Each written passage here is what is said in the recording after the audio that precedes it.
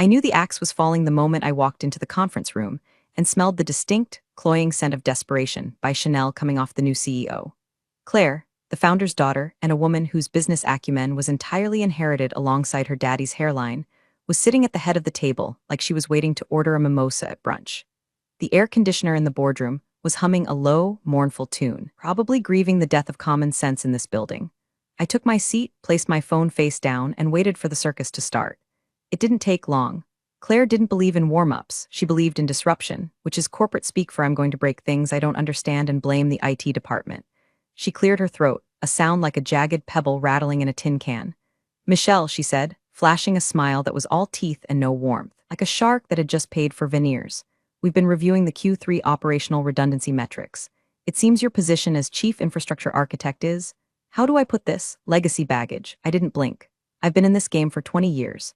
I've survived dot-com busts, housing crashes, and a marriage to a man who thought investment portfolio meant buying scratch-offs at the gas station.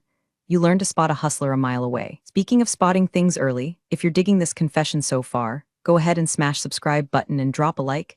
It keeps the servers running, unlike what's about to happen in this story. Anyway, back to the execution. Legacy baggage, I repeated, my voice flat. It's a Texas drawl, slow and heavy, the kind that sounds polite until you realize it's wrapping around your throat. Is that what we're calling the financial backbone of this entire company now? Because last I checked, my baggage processes about $40 million a day in client transactions. Claire laughed. It was a practice sound, airy and dismissive, the kind of laugh you learn at a Swiss finishing school. Oh, Michelle, we're moving to the cloud. We're pivoting to a decentralized, AI-driven model. Your on-premise mindset is just cute, but it's obsolete. Effective immediately, your role is eliminated. She slid a manila envelope across the mahogany table. It stopped exactly 3 inches from my hand. The other board members, men I had made rich, men I had saved from federal audits, men who had eaten brisket at my backyard barbecues, stared at their shoes. Cowards, all of them. They knew what was coming and they let the net baby pull the trigger because they were terrified of her father, Harold. I didn't reach for the envelope. I didn't shout. I didn't cry. I just looked at Claire, really looked at her. She was wearing a blazer that cost more than my first car, but she wore it like a costume. She didn't know how the sausage was made, she just liked eating the hot dog. You're firing me, I stated, not asking. I'm liberating you, she smirked, tapping her manicured nails on the table. Hand over your badge and laptop, Michelle. Security will escort you out. We need to focus on fresh energy. Youth, innovation. I stood up slowly. My knees popped. Reminder of 45 years on this earth, 20 of them spent hunched over server racks and coding until my eyes bled. I reached into my purse, pulled out my badge, and dropped it on the table. It made a plastic clack that echoed in the silence. Claire, I said, my voice dropping an octave. You have exactly 10 minutes. She blinked, her smile faltering for a microsecond. Excuse me? 10 minutes, I repeated. That's the heartbeat interval. You have 10 minutes before the servers I own, the ones you think are legacy baggage, stop receiving the handshake signal from my encrypted key. Once that signal stops, the transaction gateways lock down. Everything freezes. Payroll, vendor payouts, client processing, all of it. The room went deadly silent. Even the AC seemed to hold its breath. Don't be dramatic, Claire scoffed, rolling her eyes. IT has full control. We have passwords. You have passwords to the dashboard, I corrected gently. You don't have the lease to the engine. You see, Claire, you didn't read the founding documents. You didn't read the vendor contracts. You were too busy rebranding the logo to realize that North Star Systems doesn't own the transaction servers. I do. I turned to the rest of the board. I'd suggest you gentlemen check your email. I sent over the lease termination notice 5 minutes ago. Since my employment is the condition for the active lease and my employment just ended, I checked my watch. You have 7 minutes left. Get out. Claire shrieked, her face flushing a blotchy, ugly red. Get her out of here. Security. 2 beefy guards stepped forward. I didn't make them touch me. I smoothed my skirt, picked up my purse, and walked to the door. I paused with my hand on the brass handle. You might want to call your dad, Claire, I said over my shoulder. Tell him he owes me for the brisket. I walked out of that boardroom and into the hallway. The fluorescent lights buzzed overhead. The carpet smelled like industrial cleaner and lies. I didn't look back. I walked straight to the elevator, pressed the button for the lobby, and waited. My heart wasn't racing. My hands weren't shaking. I felt a cold, calm clarity settling in my chest like a block of dry ice. They thought I was just an employee. They thought I was a line item on a spreadsheet that could be deleted to boost the quarterly bonus pool. They didn't understand that I wasn't just working at North Star Systems. I was North Star Systems, and they had just unplugged life support. I stepped into the elevator and watched the doors slide shut, cutting off the view of the receptionist who was frantically answering a ringing phone. The descent began, 10 floors down to the lobby. By the time I hit the ground floor, first timer would expire. By the time I got to my car, the first client would get an error message. I walked out into the humid Texas heat. The sun was blinding, reflecting off the asphalt of the parking lot. I put on my sunglasses, tortoiseshell, polarized, expensive, and unlocked my truck. Yes, I drive a truck. In Texas, driving a Prius is considered a cry for help. I climbed into the cab of my F-150, tossed the severance envelope onto the passenger seat without opening it, and started the engine. I didn't go home. I wasn't going to hide and cry into a pint of Ben and Jerry's. I drove to a little dive bar 3 miles down the road, a place called the Rusty Anchor where the beer was cold, the floor was sticky, and nobody asked you about your KPIs. I ordered a bourbon, neat, and set my phone on the bar. I opened the timer app. 00:00:45 seconds. I took a sip of the bourbon. It burned, a good, clean burn that washed away the taste of Claire's perfume. I watched the seconds tick down. 3, 2, 1, 0. My phone didn't ring immediately. That's the beauty of a complex system failure. It's not an explosion. It's a suffocation. It starts quiet. A failed packet here, a timeout there. It ripples outward like a contagion. I signaled the bartender for another round. Keep 'em coming, Joe, I said. I'm celebrating. Oh yeah, Joe grunted, wiping a glass with a rag that had seen better decades. What's the occasion? Birthday? Better, I said, a slow smile spreading across my face.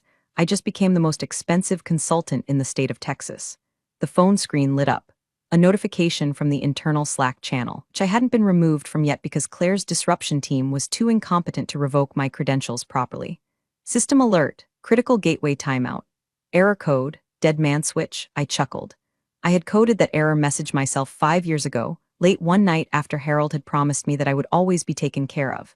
I named it Dead Man because that's what a company becomes when it cuts out its own heart. The chaos was just beginning, and I had a front row seat, a full glass of whiskey, and absolutely zero intention of picking up the phone when it started to ring. To understand why Claire was currently staring at a red screen screaming about a dead man switch, you have to understand where North Star Systems actually came from. It didn't start in that glass and steel monolith downtown. It didn't start with venture capital funding or synergy meetings. It started in a garage in 2004, smelling of stale pizza and desperation. Harold Wells wasn't a bad man back then. He was just a guy with a vision for a logistics payment platform and a credit score lower than a snake's belly in a wagon rut. I was the one with the credit. I was the one with the technical chops. I met Harold at a networking event where he was trying to pitch his idea to a wall because nobody else would listen. I listened. And because I'm a glutton for punishment, I bought in. But I wasn't an idiot. Even back then, I knew that partnership is just a fancy word for future lawsuit. So when we built the infrastructure, I made a deal. Harold could have the brand, the client list, and the front-end software, the pretty buttons that the customers clicked. But the heavy lifting, the transaction servers, the encryption bridges, the actual metal boxes that processed the money, I bought those. Me, personally.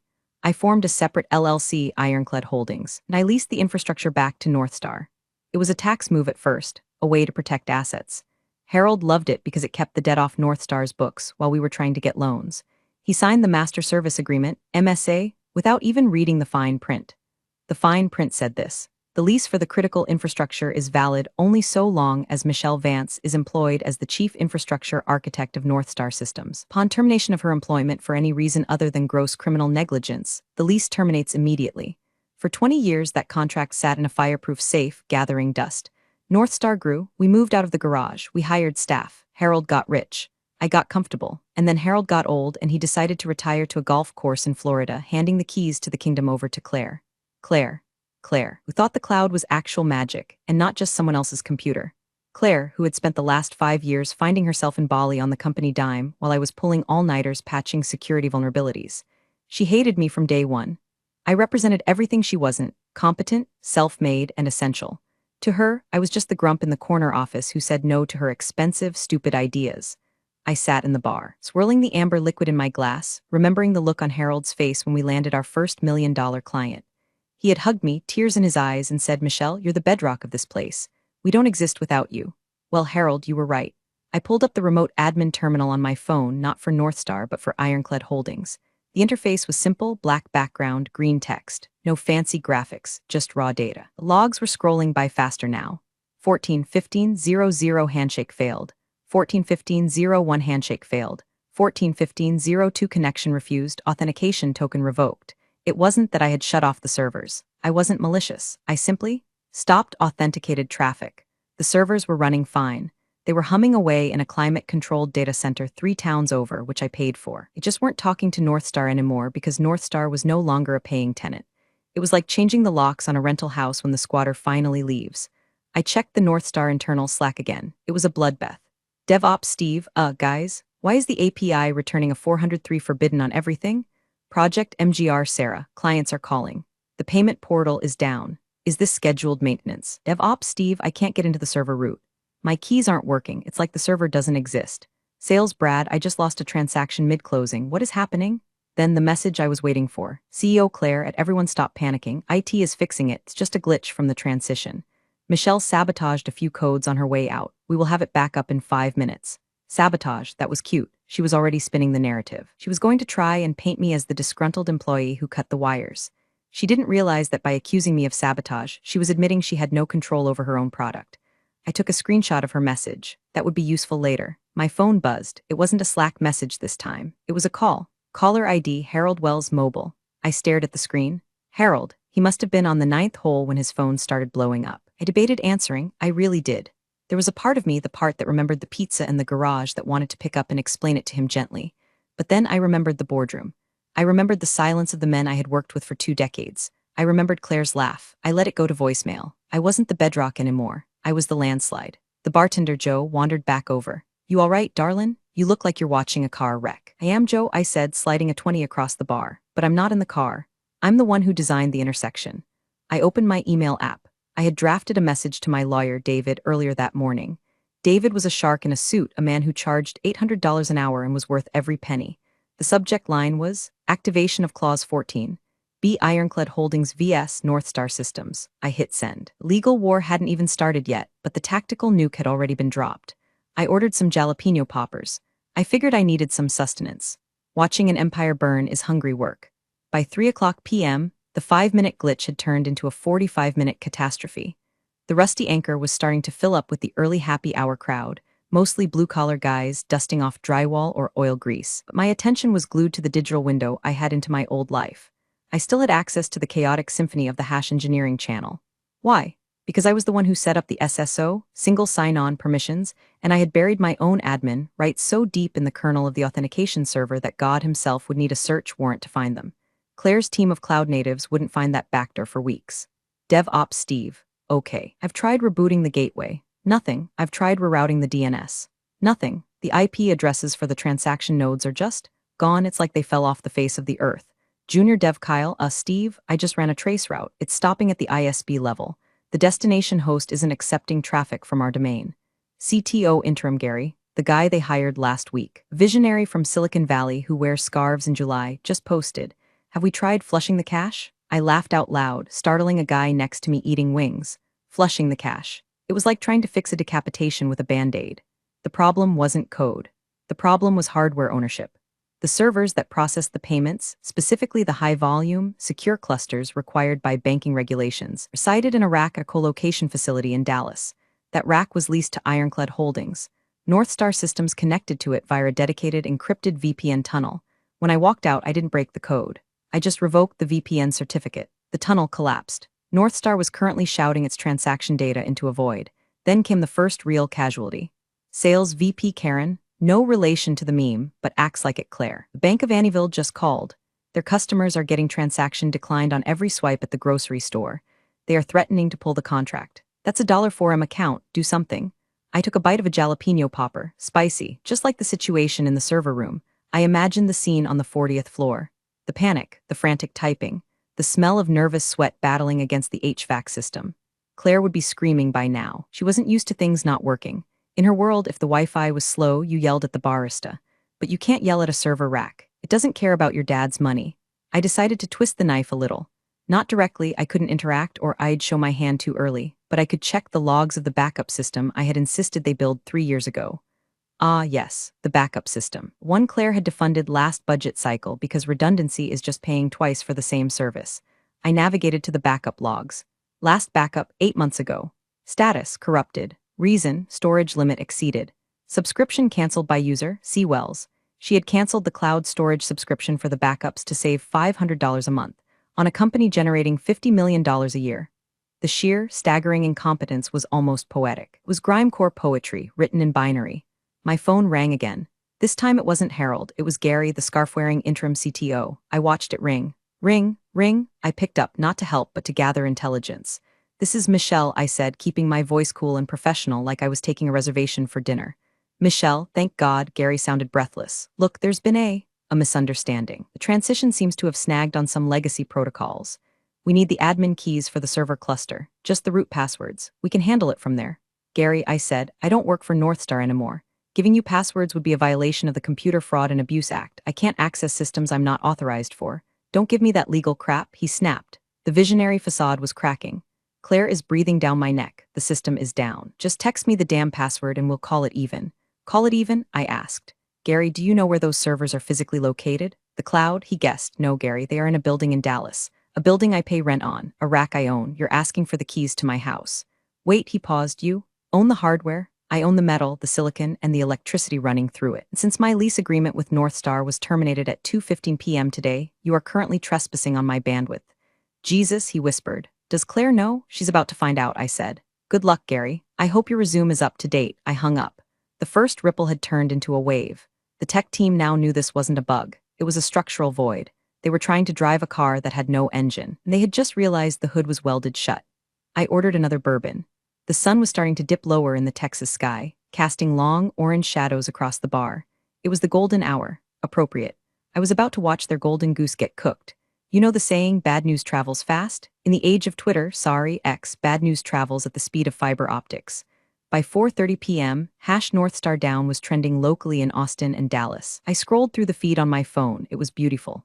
At Angry Mom TX, my card just got declined at the pharmacy for my kid's asthma meds. The pharmacist said the processor is down. Thanks at Northstar Sys for almost killing my kid. #fail at CryptoBro99, Northstar Systems is rug pulling. Can't access my merchant dashboard. Is this another FTX? At DeVito Fan for Life, ironically. This guy had a profile pic of Danny DeVito, just tried to pay my employees via Northstar. System dead. Guess we're paying an exposure this week. It wasn't just complaints. It was the digital dismantling of a brand's reputation in real time. And the best part? Claire's social media team, 2 unpaid interns and a brand evangelist named Tyler, were silent. They couldn't post because they couldn't log into their dashboard either. The social media scheduling tool was linked to the central authentication server. The one I owned. Oops. Back in the internal Slack, the panic had shifted from technical confusion to existential dread. HR Director Linda, everyone? I just tried to run the bi-weekly payroll batch. It failed. Error 503. Does anyone know if we can cut paper checks? Accounting Bob, paper checks? Linda, we have 400 employees spread across 3 states. Don't even have a check printer anymore. Claire threw it out last month to make room for the kombucha tap. The kombucha tap. I shook my head. That tap cost $5,000. The backup server subscription was $500. Priorities. Then came the extra pickles moment, the detail that exposed the rot. A notification popped up in the #general channel, which was usually reserved for birthday announcements and lost and found. Because the payment processor was failing, the automated error logs were spitting out raw transaction data into the chat as a default failsafe. I had set that up years ago to debug specific errors, but I never turned it off. System error, failed transaction. Vendor, Elite Private Jet Charters. Amount, $45,000. Memo, CEO Retreat Cabo. Status, declined insufficient infrastructure. The chat froze. The employees, who had been told last week that there was no money for cost of living raises, were now staring at a declined $45K charge for a CEO retreat to Cabo. Senior Dev Mike, Cabo? I thought she was at a strategic partner summit in Houston. Marketing Jen, we laid off 3 designers yesterday to streamline costs. Dev Ops Steve, I'm done. I'm literally watching my rent money vanish while she tries to fly to Cabo. Does anyone have Michelle's number? She's the only one who actually did anything around here. I sipped my drink. The mutiny wasn't being led by a charismatic revolutionary. It was being led by a failed jet charter payment. It was grime-core reality. The dirty laundry wasn't just aired. It was being live-streamed to the people whose livelihoods were being laundered. Suddenly, my access to Slack cut out. Connection lost. They had finally found the kill switch for my account. It took them 3 hours. Frankly, I was disappointed. I expected better from Gary, but the damage was done. The screenshots were already circulating. I saw a screenshot of the Cabo transaction pop up on Twitter 5 minutes later, posted by an anonymous account named Northstar Exile. Claire wasn't just fighting a tech failure anymore. She was fighting a class war within her own building. I signaled for the check. The first phase was complete. The technical infrastructure was dead. Social capital was incinerated. Now it was time for the money men to get involved. I walked out of the bar into the cooling evening air. The Texas sunset was a bruise of purple and red across the horizon.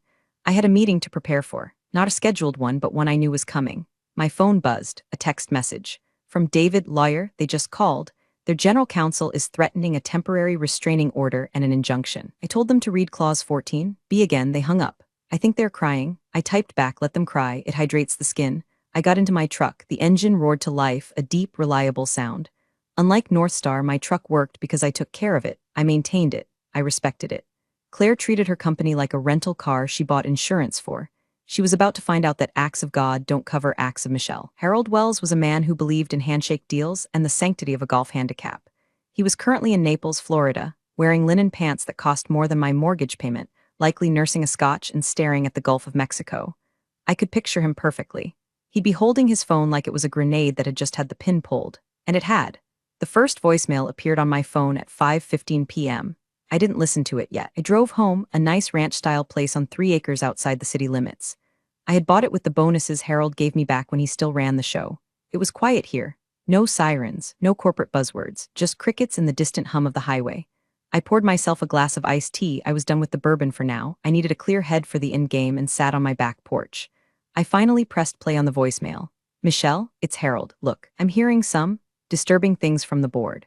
Claire says you sabotaged the system, says you planted a virus. I told her that didn't sound like you, but the bank just called me, Michelle. The bank. They say our merchant processors are offline. Call me back. We need to fix this. His voice was shaky. It lacked the booming confidence of the man who used to sell vaporware to venture capitalists. He sounded old. I didn't call back. 10 minutes later, another voicemail. Michelle, pick up the damn phone. Gary says you own the servers? What the hell is he talking about? We own the company. How can you own the servers? I don't remember signing that. This is blackmail, isn't it? Whatever you want, we can discuss it. Just turn it back on. Claire is in over her head. I know that. Just help me out here for old time's sake. For old time's sake. The phrase hung in the humid air. I remembered old times. I remembered when the payroll system crashed in 2009, and I paid the engineers out of my own savings account so they wouldn't walk, and Harold promised to pay me back with interest. He did, eventually, but he forgot the interest. I remembered when his first wife left him, and I ran the company for 3 months while he went on a bender in Vegas. I remembered teaching Claire how to use Excel when she was an intern, and her rolling her eyes at me every time I corrected her formulas. Old times were expensive, and the bill was past due. I pulled out the file I kept in my home office. The original partnership agreement, the addendums, the LLC formation documents for Ironclad Holdings. There it was, in black and white, Harold's signature scrawled in blue ink at the bottom of the master service agreement. He hadn't read it. He had been too busy popping champagne to celebrate the funding round. He trusted me to handle the boring technical stuff. He trusted me to be his safety net. But he forgot that a safety net only works if you don't cut the ropes. My phone rang again. Harold, this time I answered. Hello, Harold. Michelle? He sounded relieved, but also angry. What the hell is going on? Why is my company offline? Your company isn't offline, Harold, I said calmly. Your software is working perfectly. It's just that your company has been evicted. Evicted? What are you talking about? The servers, the hardware, the infrastructure. It belongs to Ironclad Holdings. You know this. You signed the lease. I signed a lot of things, he shouted. I didn't sign away my company. No, you signed a lease that was contingent on my employment, I explained, as if speaking to a child. Claire fired me today. At 2:00 p.m., she called me legacy baggage. She said I was obsolete, so I took my baggage and left. My baggage just happened to be the servers. She fired you? Harold's voice dropped. She didn't tell me that. She said you quit in a huff. She lied, Harold. Just like she lied about the Cabo trip being a partner summit. Silence on the line, heavy breathing silence. Michelle, he said, his voice trembling. Fix it, please. I'll fire her. I'll fire Gary. I'll give you a raise, double your salary. Just turn the key back on. I can't do that, Harold. Why not? Is it the money? I'll wire you $1 million right now. Personal funds. It's not about the money, I said, watching a hawk circle the field behind my house. It's about the liability. You see, if I turn the servers back on now without a valid contract, I'm accepting liability for a system I don't manage. I'm not an employee anymore. I'm an outside vendor. And frankly, North Star Systems is a high-risk client. You have unstable leadership, a compromised cash flow, and a reputation that is currently burning down on Twitter. Ironclad Holdings doesn't do business with unstable partners. You're killing us, he whispered. No, Harold, I said softly. I'm just the coroner. Claire killed it. I'm just signing the death certificate. I hung up. I knew that was cruel. But cruelty is just efficiency without the emotional buffer. Harold had let his daughter treat the company like a toy. He had let her treat me like furniture. He needed to learn that you can't inherit respect and you can't buy loyalty once you've sold it down the river. I went back inside. I had a feeling the lawyers would be trying again soon. And unlike Harold, they wouldn't be appealing to emotion. They'd be coming with threats. Good thing I speak fluent threat. At 7:00 p.m., the cease and desist letter arrived via email. It was marked urgent in all caps, which is lawyer speak for we are panicking but trying to look scary. I forwarded it to David, my attorney. David is the kind of lawyer who wears cowboy boots to court and quotes the Bible while eviscerating the opposition. He called me 3 minutes later. Michelle, he chuckled. This is cute. They're citing the duty of loyalty and tortious interference. They're trying to argue that by enforcing your own contract, you're sabotaging their business. What's our play, David? I asked, putting my feet up on the coffee table. Well, he said, the sound of papers shuffling in the background. I'm going to send them a response attaching the 2018 asset allocation audit, the one where they explicitly declined to purchase the servers from you because they wanted to keep the depreciation off their books. Remember that? I remember, I smiled. Harold wanted his EBITDA to look better for the bank loan. Exactly. Can't claim ownership of something they legally refused to buy to save on taxes. It's called estoppel, and it's going to hit them like a freight train. The conference call happened 30 minutes later. It was me, David, North Star's general counsel, a guy named Robert who sounded like he was sweating through his phone, and Claire. This is extortion. Claire shrieked as soon as the line connected. She's holding our data hostage. Miss Wells, David's voice was like molasses. Please control yourself or we will terminate this call. My client is not holding anything hostage. Your data is sitting safely on drives that belong to my client. You are welcome to come and retrieve your data. We can provide you with the raw hard drives. Of course, you'll need your own servers to read them since you don't own any. We need the service restored immediately. Robert, the GC, interjected. We are losing thousands of dollars a minute. We'll sue you for damages. On what grounds? David asked. Clause 14, B is clear. Lease terminates upon employment termination. You fired her. You terminated the lease. You evicted yourselves. We didn't know about the lease. Claire yelled. Ignorance of your own corporate structure is not a legal defense, darling, David drawled. In fact, it's a breach of fiduciary duty to your shareholders. You might want to worry less about suing Michelle and more about the class action lawsuit your investors are going to file when they find out you fired the woman who owned the power cord. Silence. Beautiful, heavy silence. What do you want? Robert asked, his voice defeated. We can draft a consulting agreement. Temporary reinstatement. Name your price. I leaned into the speakerphone. I don't want a job, Robert. I don't want money. I want you to understand something. You called me obsolete. You said I was baggage. Well, I'm unpacking my baggage elsewhere. We can get an injunction, Claire threatened, her voice cracking. I know judges. In Texas? David laughed. Miss Wells, you're in a contract dispute over hardware ownership with a clear paper trail. No judge in this state is going to force a private business owner to provide services to a client who isn't paying and who just fired them. You're dead in the water. We're willing to buy the servers. Robert said quickly. Right now, we'll wire the funds.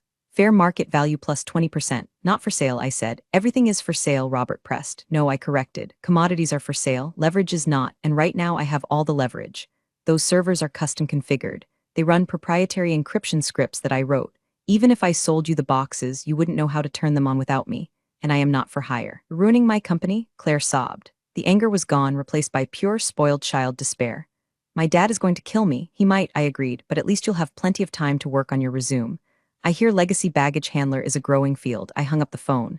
David texted me a moment later. That was the most fun I've had with my pants on in years. I laughed, but the laugh caught in my throat. It was a victory, yes, but it was also a funeral. I had spent 20 years building that company. I had loved it. I had bled for it. And now I had to be the one to put a bullet in its head because the new owners were letting it suffer.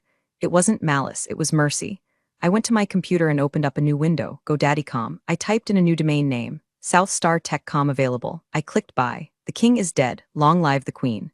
By the next morning, North Star Systems wasn't a company. It was a crime scene. The transaction freeze had now lasted 18 hours. The damage was catastrophic.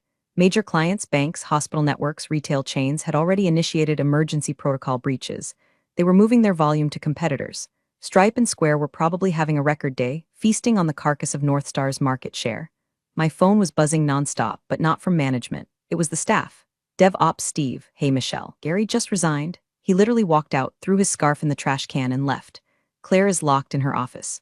Project MGR Sarah, they're saying we might not get paid on Friday. Is that true? Sales Brad, I just got off the phone with Amazon. They pulled the partnership. It's over, isn't it? I replied to them one by one. Steve, send me your resume. I'm starting something new. Sarah, don't worry about payroll. If they default, you have priority claim. Also, send me your resume. Brad, yeah, it's over. But you're a good salesman. You sold ice to Eskimos. Send me your resume. I was poaching them. Shamelessly. Openly. Why wouldn't I? They were good people working for a bad captain. I was just sending out the lifeboats. At 10 o'clock a.m., the news broke on TechCrunch.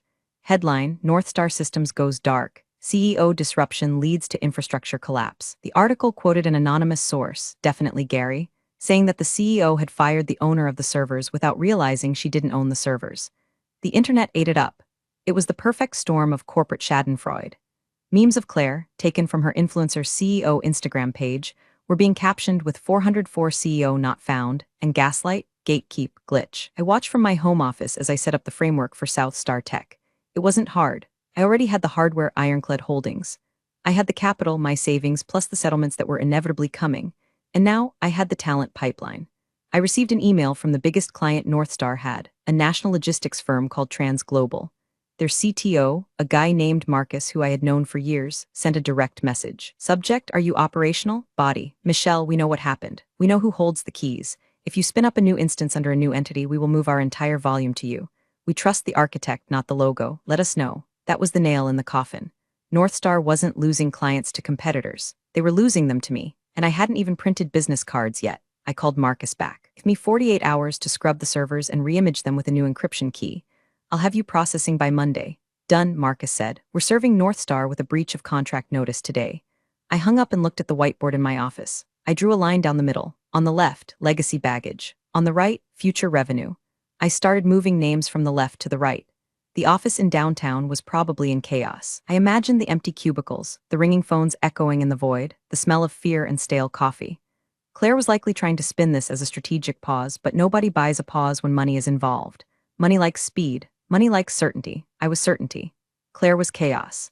The irony was, if she had just treated me with a shred of respect, if she had just given me a gold watch and a consulting retainer, I would have handed over the keys. I would have trained her team. I would have retired to my porch and drank iced tea. But she had to be the alpha. She had to mark her territory. Well, she marked it all right. She marked it with gasoline and handed me the match. My driveway alarm chimed. Someone was at the gate. I checked the security camera feed. It was a black Mercedes. Harold's car. He looked terrible. He was wearing a rumpled polo shirt and he looked like he hadn't slept in a week, even though it had only been 24 hours. I buzzed the gate open. It was time for the final act. Harold walked up the flagstone path to my front door like a man walking to the gallows. I met him on the porch. I didn't invite him inside. My house was my sanctuary. He didn't belong there anymore. Michelle, he croaked. His eyes were red-rimmed. I flew back. Private charter. Cost me a fortune. Hello, Harold, I said, leaning against the doorframe. You look tired. Tired? He let out a harsh, barking laugh. I'm ruined. The stock dropped 60% this morning. The board is calling for my head. Claire. Claire is locked in her office crying. She does that when she doesn't get her way, I noted dryly. She's a child, Michelle, you know that. She's incompetent, I know that now. He took a step closer, his hands pleading. But you, your family, we built this, you and me, in the garage. Remember the pizza? Remember the code sprints? I remember. I said, I also remember you cashing out $20 million last year while I got an Employee of the Month plaque. I'll make it right? He insisted. Come back, name your title. CEO. You want to be CEO? It's yours. I'll fire Claire. I'll fire the whole board. Just come back and turn the servers on. I looked at this man. This man I had once admired. This man I had viewed as a mentor. I realized I didn't hate him. I just pitied him. He thought everything could be fixed with a deal. He didn't understand that trust isn't a renewable resource. Once it's gone, it's gone. Harold, I said softly, I can't come back. Why not, pride? Don't let pride kill $1 billion company, Michelle. It's not pride, I shook my head. It's physics. The structure is gone. The clients have left. Trans Global signed with a new provider 10 minutes ago.